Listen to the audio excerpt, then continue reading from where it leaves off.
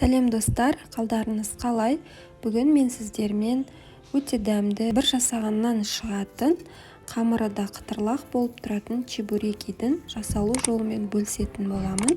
Осы видеоны соңына дейін көріңіздер. Ал бастайық. Алдымен бір ыдысқа еліктен ұнымызды өткізіп дайындап аламыз. Екінші ыдысқа қайнап тұрған ыстық суды құямыз. Оның үстіне бір шай қасық тұзды салып, жақсылап араластырамыз. Ішіндегі тұзымыз еру керек. Оны ұнның үстіне құямыз.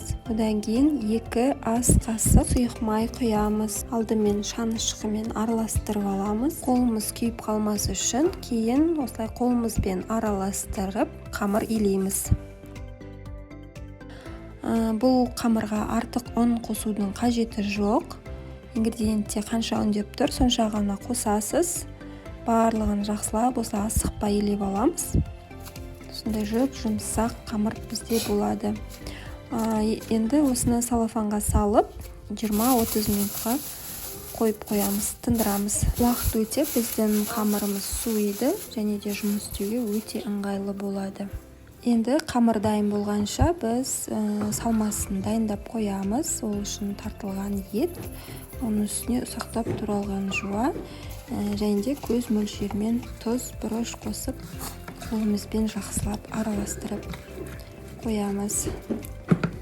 Жарты сағат уақыт өтті. Енді қамырымызды алып, өзімізге ұнайтын ыңғайлы әдіспен бірдей бөліктерге бөліп аламыз.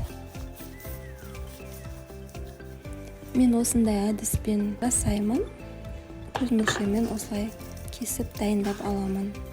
Егер де барлығы бірдей болсын десеңіздер, онда таразының көмегімен бірдей қылып өлшеп алсаңыздар болады.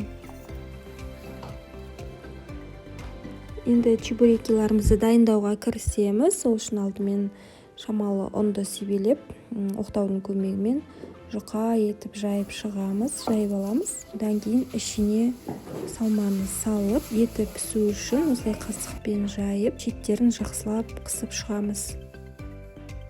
Пісіп жатқан кезде сыртына су ағып кетпеу үшін және де осылай шанышқымен бір басып аламыз.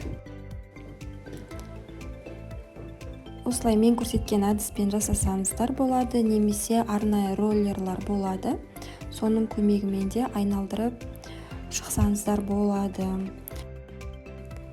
Енді ары қарай қалған қамырымызды алып, чебурекиларымызды дайындап аламыз.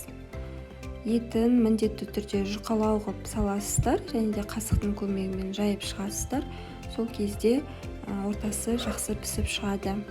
Осы ингредиенттерден менде шамамен 17-18 дана чебурек шықты. Орташа көлеммен жасадым. Солай балаларға да жеуге ыңғайлы. Енді ары қарай майымызды қыздырамыз. Май бізде орташа отта қызу керек. Қатты қызып тұрмау керек, өйткені қатты қызып тұрса қамыры тез қызарып, ортасы еті піспей қалады. Сондықтан орташа отта қызып тұру керек. Осылай екі жағынан қызартып, жақсылап пісіріп аламыз. Осы рецептпен мен сіздерге міндетті түрде жасап көруге кеңес етемін. Мен әрдайым осы рецептпен өзім жасаймын, уже біраз жыл болды. Және де балаларға да, үйдегілерге де өте қатты ұнайды.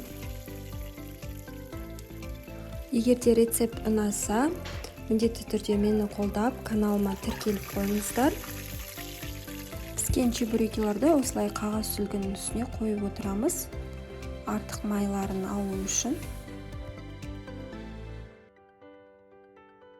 Міне достар, мен барлық чебурекиларды пісіріп алдым.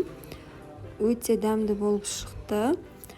Егер сіздер жасап жатсаңыздар, маған астына комментарийге жазып кетсеңіздер, қалай шыққанын, немесе қандай да сұрақтарыңыз болса, міндетті түрде жазыңыздар, мен жауап беремін. Видеоның соңына дейін көргендеріңізге сіздерге көп рахмет.